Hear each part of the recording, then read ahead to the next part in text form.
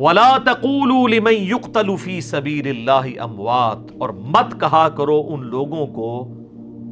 کہ وہ مردہ ہیں جو اللہ کی راہ میں قتل کر دیے جائیں۔ بیسیکلی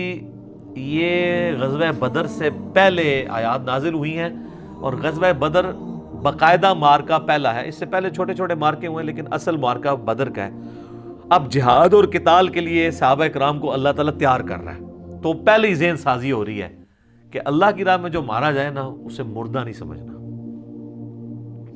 بل احیاء ولکن لا تشعرون، بلکہ وہ تو زندہ ہے لیکن تمہیں شعور نہیں ہے۔ سر اس آیت کے ساتھ جو سب کانٹیننٹ کے علماء نے تختہ مشق بنایا ہے اس کو،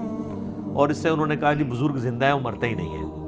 ٹھیک ہے جی، یہاں کہاں لکھا ہوا ہے کہ وہ مرتے نہیں ہیں؟ یہاں تو سٹارٹ اس سے ہو رہا ہے کہ جو مر جائیں اللہ کی راہ میں انہیں مردہ مت کہو۔ پہلی بات ہے اللہ خود کہہ رہا ہے کہ وہ مر گئے ہیں، یہ کہتے ہیں وصال شریف فرما گئے ہیں، پردہ شریف فرما گئے ہیں، اللہ نے تو یہ الفاظ نہیں استعمال کیے، اور یہ تو کوئی نہیں، یہ تو جنرل ہیں، خود نبی علیہ السلام کے لیے لفظ نہیں استعمال کیا، اور لفظ استعمال کیا وما محمد الا رسول، سورہ آل عمران آیت نمبر 144، قد خلت من قبلہ الرسل افئن مات او قتل، محمد تو نہیں مگر ایک رسول، ان سے پہلے بھی کئی رسول آئے اور چلے گئے، اگر یہ مر جائیں یا قتل کر دیے جائیں، اور انڈیا پاکستان بنگلہ دیش میں اگر یہ وصال شریف فرما جائیں اور شہید ہو جائیں، شہید بھی عربی کا لفظ ہے، وصال بھی عربی کا لفظ ہے، اللہ نے دونوں لفظ استعمال نہیں کیے۔ تو یہاں پہ وہ ڈاکٹر تعلق قادری صاحب کہتے ہیں اے نبی کو مردہ کہنے والوں تم مر جاؤ۔ نبی کو کون مردہ کہتا ہے؟ دنیا میں کوئی شخص نہیں ہے جو مسلمان ہو اور وہ کہے کہ نبی مردہ ہے، سارے کہتے ہیں نبی علیہ السلام زندہ ہے آخرت کی زندگی کے ساتھ۔ لیکن اگر آپ یہ کہتے ہیں ہم یہ بھی نہ کہیں کہ نبی علیہ السلام مر چکے ہیں یا فوت ہو چکے ہیں، تو سر وہ تو قرآن کہتا ہے انک میت وانہم میتون، اے نبی تمہیں بھی مرنا ہے اور ان کو بھی مرنا ہے۔ اچھا پتہ کیا کہانی کراتے ہیں؟ وہ کہتے ہیں نہیں اللہ کہہ سکتا ہے آپ نہیں کہہ سکتے، نہ پرانیاں گلاں، پرانے بانے، پرانے بابے، پرانے بزرگ مر کھپ گئے سارے۔ سر بخاری شریف میں کتاب المغازی چیپٹر کھولیں، نبی علیہ السلام کی وفات کا چیپٹر نکالیں، حضرت ابوبکر کیا اللہ ہے؟ حضرت ابوبکر کیا کوئی پیغمبر ہے؟ وہ حضور کی میت پہ کہہ رہے ہیں الفاظ اپنی طرف سے بنا کے، من کانا یعبد محمدا فإن محمد قد مات، جان لو تم میں سے جو بھی محمد کی عبادت کرتا تھا نا تو محمد علیہ السلام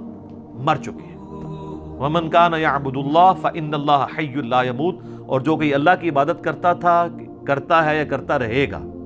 کرتا ہے یا کرتا رہے گا، وہ جان لے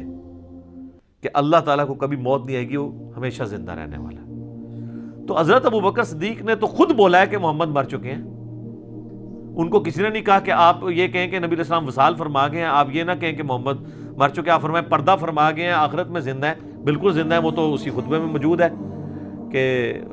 خطبے سے پہلے جب سیدہ عائشہ کی حجرے میں گئے، بخاری کے الفاظ ہیں، نبی علیہ السلام کے چہرہ مبارک سے انہوں نے کفن ہٹا کے حضور کو ماتھے پہ بوسہ دیا اور کہا اللہ کے رسول اللہ آپ پہ دو موتیں جمع نہیں کرے گا، ایک موت تو آپ کا مقدر تھی وہ آپ کو آئی ہے، اب دوبارہ آپ کو موت نہیں آئے گی، یعنی آخرت کی زندگی میں۔ کیونکہ باہر حضرت عمر یہ کہہ رہے تھے کہ جس طرح حضرت موسیٰ گئے تھے نا کوہ طور پہ تو واپس آ گئے تھے، حضور بھی ابھی منافقین کو پہلے قتل کریں گے، قرآن میں آیات ہیں کہ نبی منافقین کے ساتھ قتال کرے، تو حضور نے تو پوری زندگی قتال ہی نہیں کیا منافقین کے ساتھ، تو حضور واپس آ جائیں گے۔ تو حضرت بکر نے کہا نہیں وہ واپس آئیں گے تو اس میں دوبارہ زندہ ہو کے تو نہیں آ سکتے نا، تو ہڈے بابے زندہ ہو جاتے ہیں۔ حضرت بکر دا کیتا سی کہ نبی علیہ السلام نہیں زندہ ہو سکتے دوبارہ، آخرت کی زندگی میں چلے گئے، تو ان کا یہ جھوٹا بہانہ تھا۔ اور میں یہ اکثر کہتا ہوں کہ یہ محمد رسول اللہ کی کامیابی ہے، بادشاہوں کے بڑے بڑے لیڈرز کے مرنے پہ لوگ ان کی تعریف کرتے ہیں، اور رسول اللہ کے تربیت یافتہ وہ لوگ ہیں کہ حضور کی میت کے اوپر توحید بیان کر رہے ہیں، اور پاکستان کے تحت 295C کے حقدار ٹھہرتے ہیں۔ انہیں کہنا سی نا جڑے تھے پھردے لوگوں نو کہانیاں کراندا اوئے تنوں اور کوئی آیتاں نہیں لبیاں اور تو ساری گستاخانہ آیتاں ہی پڑھنیاں نے۔ اچھا اندازہ کریں ان کا یہ عقیدہ ہے کہ قرآن میں گستاخانہ آیات بھی ہیں، دیکھو نا، اجی کہتے ہیں نا آپ کو قرآن یوں ڈھونڈ ڈھونڈ کے وہ آیتاں پڑھتے ہیں جتنے حضور دی تنقید، حضور کی تنقید تو ہے ہی نہیں قرآن میں سر، وہ محمد اور تھے، محمد اور مرنے سے پہلے اے مسلمان کر لے اس پہ غور، کتابوں کا محمد اور ہے، بابوں کا محمد اور، کتابوں کا خدا اور ہے، بابوں کا خدا اور۔ اچھا یہ کہتے ہیں نا ہم بھی اسی خدا کو مانتے ہیں، جناب آپ نے اس کا جو تعارف کروایا وہ نہیں ہے جو پیغمبروں کے ذریعے اللہ نے کتابوں کے ذریعے کروایا، کہنے سے نہیں مانی جائے گی۔ وہ تو عیسائی بھی کہتے ہیں ہم اسی خدا کو مانتے ہیں، تو آپ کیوں نہیں مانتے؟ وہ تو ہندو بھی کہتے ہیں ہم بھگوان وہی بھگوان ہے، ہم اسی کو مانتے ہیں، آپ کیوں نہیں مانتے؟ آپ کہتے ہیں نہیں نہیں نہیں نہیں یار وہ اللہ اور ہے، ٹھیک ہے، اس کی کوالٹیز یہ نہیں جو یہ بیان کرتے ہیں۔ تو یہ سیدنا ابوبکر نے خطبہ دے کے کلیئر کیا کہ آپ وہ اللہ کے حضور زندہ ہیں، اور سورہ آل عمران میں آئے گا کہ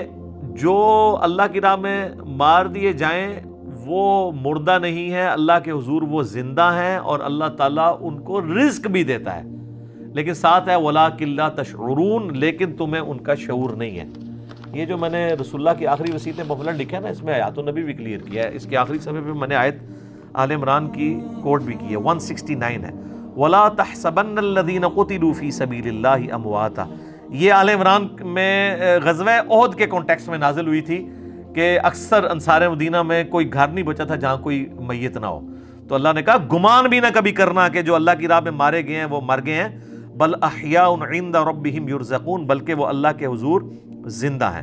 اور یہاں پہ سورہ البقرہ میں الفاظ آ گئے ہیں کہ بل احیاء ولکن لا تشعرون، بلکہ وہ تو اللہ کے حضور زندہ ہے اور تمہیں شعور نہیں۔ سورہ بقرہ آیت نمبر